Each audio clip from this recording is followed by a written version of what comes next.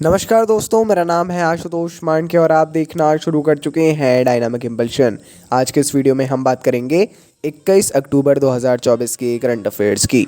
और अब जब आपने वीडियो के थंबनेल पर क्लिक करते हुए वीडियो देखने की शुरुआत कर ही दी है तो अंत तक जुड़े रहिएगा, क्योंकि आप सभी लोग जानते हैं कि ज्ञान को कभी भी अधूरा नहीं छोड़ना चाहिए। इसी बात के साथ में हम शुरू कर रहे हैं आज के इस वीडियो को आज की पहली जानकारी के साथ। आइए जी, देखते हैं पहली जानकारी। पूर्व भारतीय क्रिकेट कप्तान और पूर्व बीसीसीआई अध्यक्ष सौरव गांगुली को जेएसडब्ल्यू स्पोर्ट्स का क्रिकेट निदेशक नियुक्त किया गया है। काफ़ी ज़रूरी एक जानकारी है। जेएसडब्ल्यू स्पोर्ट्स के बारे में पढ़ना बहुत अनिवार्य है। जेएसडब्ल्यू स्पोर्ट्स अपने आप में ही देखिए कंपनी है ना, कोई शासकीय वो नहीं है, परंतु कार्य जो है ना इनके वो बहुत शानदार है। प्रमोट करना है स्पोर्ट्स को लेकर, मैं उसकी बात कर रहा हूँ। इनके ये क्रिकेट निदेशक नियुक्त हो गए सौरव गांगुली। इस भूमिका में गांगुली संगठन के सभी क्रिकेट संचालन की देखरेख करेंगे जो क्रिकेट का है, ठीक है, जिसमें इसकी प्रमुख फ्रेंचाइजी जैसे दिल्ली कैपिटल्स है, इसकी पुरुष और महिला आईपीएल और डब्ल्यूपीएल है, इनकी टीमों और प्रेटोरिया कैपिटल्स शामिल है जो SA20 लीग में प्रतिस्पर्धा करती हैं। बहुत ज़रूरी है, ज़रूर पढ़िएगा। आगे बढ़ते हैं। अगली जानकारी, ऑनलाइन घोटालों और साइबर धोखाधड़ी की बढ़ती लहर से निपटने के लिए एक महत्वपूर्ण कदम में सूचना और प्रसारण सचिव श्री संजय जाजू ने नई दिल्ली में घोटाले से बचाव अभियान के शुभारंभ पर मुख्य भाषण दिया है। देखिए, सबसे ज़रूरी बात है, ये प्रमुख एक सरकारी मंत्रालयों के सहयोग से मेटा द्वारा विकसित की गई एक बहुत बढ़िया सी एक अभियान है, जिसमें विशेष तौर पर सूचना और प्रसारण मंत्रालय और मेटा ये दोनों मिलकर घोटाले से बचाव, स्कैम से बचाव ऐसा एक अभियान शुरू कर रहे हैं, है ना। ये ज़्यादा ज़रूरी जानकारी है, तो मैं सजेस्ट कर, देखिए मेटा आज के समय में प्रतिदिन आने वाली एक न्यूज़ टाइप की है जो अलग अलग और शासकीय मंत्रालयों के साथ में हो रहा है, तो बहुत ज़रूरी है, ज़रूर पढ़िए, ये न्यूज़ तो पढ़िए ही। आगे बढ़ते हैं।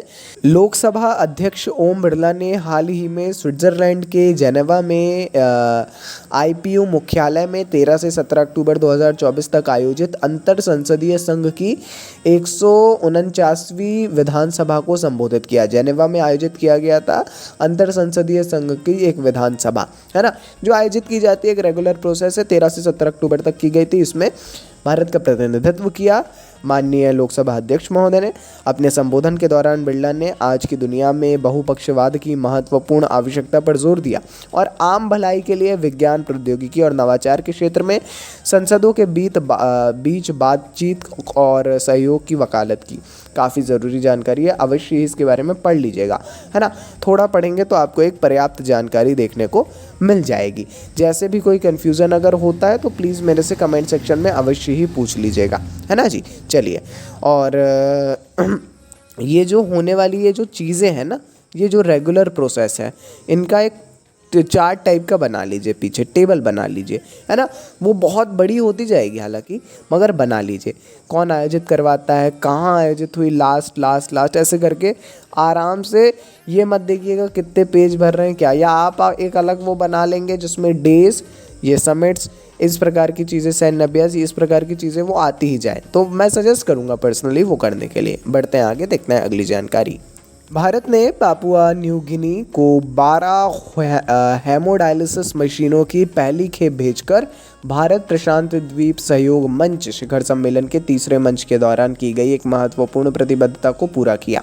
देखिए, अब ये भी ज़रूरी कितना है, हाल ही में भारत प्रशांत द्वीप सहयोग मंच शिखर सम्मेलन आयोजित किया गया था, जिसमें क्या, ये भी एक रेगुलर आयोजित होने वाला समिट है।